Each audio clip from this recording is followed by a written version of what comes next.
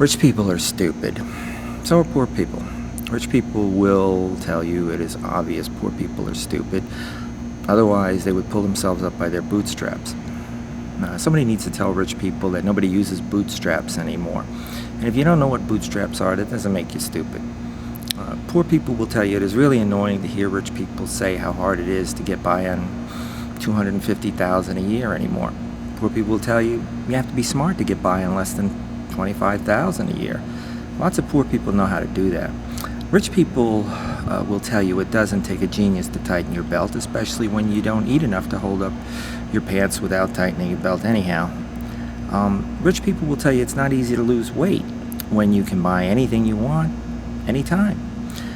It costs money. You have to have special trainers and go to doctors and get diet pills. Poor people do stupid things, sure. They buy fast foods and soda instead of slow food and wine. In an expensive restaurant, the size of the food is small, but cheap restaurants have value size, which is big. Rich people are stupid because they have bad memories. They don't remember their history. Poor people also don't remember history.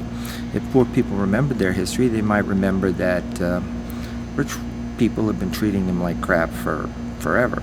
If rich people would remember their history, they would remember that it didn't always work out so great for them.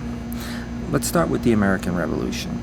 The British king had to tax tea, and the next thing you know, you had the Boston Tea Party, and that eventually led to the Democratic and Republican Party and a bunch of other parties.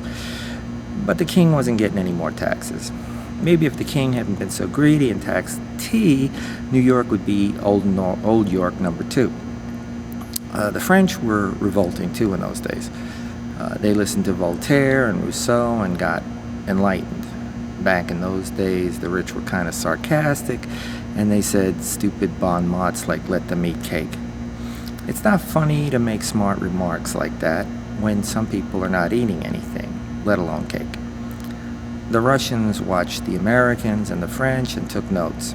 They took their time and mulled it over, and then they had a revolution. They also listened to Marx and his little book about class struggle.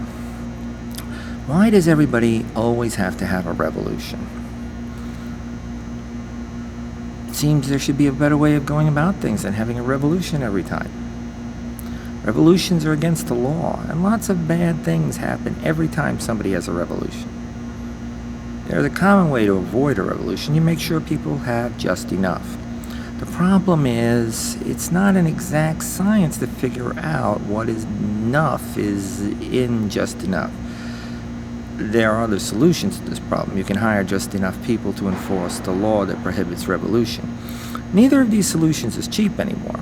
People expect a lot more out of life than they did back in the bad old days of Robespierre.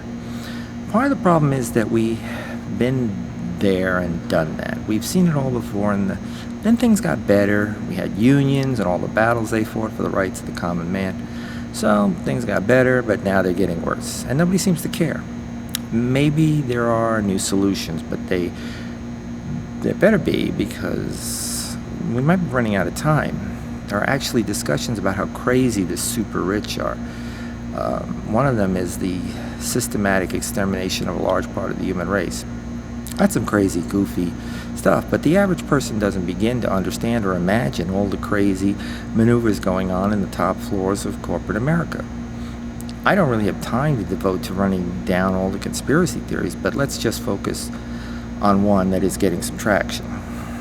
It's called Thrive. It's a free video documentary on YouTube that has about 40 million hits worldwide. It is both the craziest and sanest thing I've ever seen. It is fronted by one of the heirs of Procter & Gamble, and he bites the hand that feeds him a little bit. It also sounds a little dangerous about taking back control before the corporate Nazis take away the internet. The problem with anything today is disinformation. Alternative media can generally be relied upon because they care about the third world and starving people. But so much media is weak and full of nonsense. Most of us poor people are so busy surviving, we can't think. So poor people are stupid, but maybe it'll turn out all violent and bad. But maybe that's what rich people want. They got it all figured out like a chess game. The government has empty camps all over the country getting ready for the last class struggle. The rich have got their bunkers, so maybe they're not so dumb after all. Polo, your life's a movie.